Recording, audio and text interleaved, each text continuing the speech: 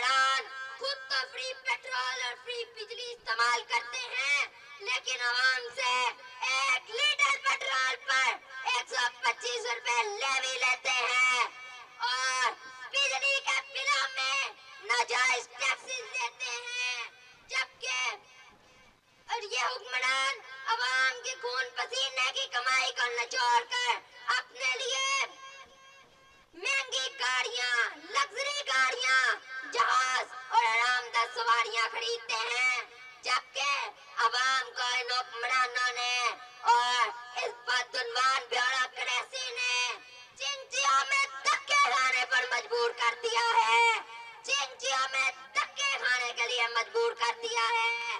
یہ حکمران آئی P Ps کو 3,500 ارب روپے اس بجلی کا ادا کر رہے ہیں جو بجلی آئی پی پیز بناتی نہیں، جو بجلی عوام استعمال ہی نہیں کرتی، اور اسی طرح آئی پی پیز اور ایل این جے کے ناجائز معاہدوں میں قوم کے ہزاروں ارب روپے ضائع کیے جا رہے ہیں۔ قوم کے ہزاروں ارب روپے ضائع کرنے کے بعد یہ حکمران کہتے ہیں کہ مہنگائی آئی ایم ایف کے پریشر میں کرنا پڑتی ہے۔ آئی ایم ایف نہیں مانتا۔ میں حکمرانوں سے یہ کہنا چاہتا ہوں کہ یہ فضول اور بیجا باتیں چھوڑ دو کہ آئی ایم ایف نہیں مانتا۔ میں وزیر اعظم صاحب سے یہ پوچھنا چاہتا ہوں کہ مریم بی بی نے جو 11 ارب روپے کا جہاز خریدا، کیا آئی ایم ایف سے پوچھ کر خریدا؟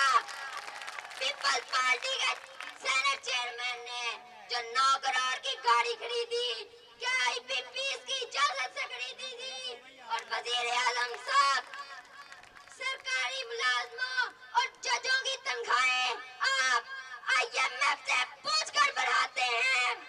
اور میں حکمرانوں سے یہ کہنا چاہتا ہوں کہ اگر مساجد کے بل آ سکتے ہیں تو تمہارے گھروں کے کیوں نہیں آ سکتے؟ کیا تمہارے گھر مساجد سے زیادہ مقدس ہیں؟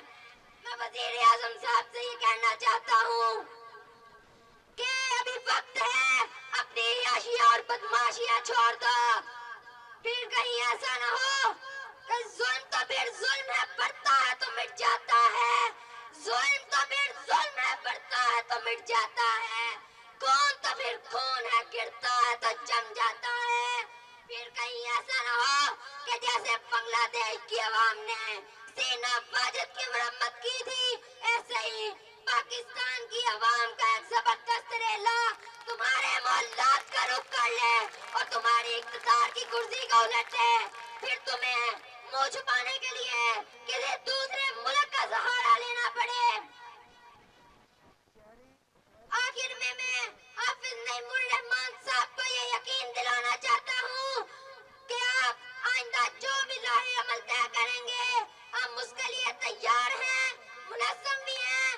آپ یہ نوجوان بھی اپنا حق لینے کے لیے نکلیں گے، بچے اور بوڑھے بھی نکلیں گے، اور ہماری مائیں اور بہنیں بھی آپ کے ساتھ ہوں گی، اور ہم اپنی اس جد و جہد کو اس وقت تک جاری رکھیں گے جب تک کہ اپنا حق ان کرپٹ حکمران اور بدعنوان بیوروکریسی سے لے نہیں لیتے۔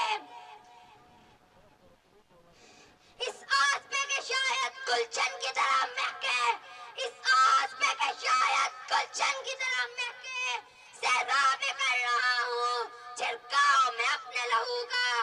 وآخر الدعوانا الحمدللہ رب العالمین۔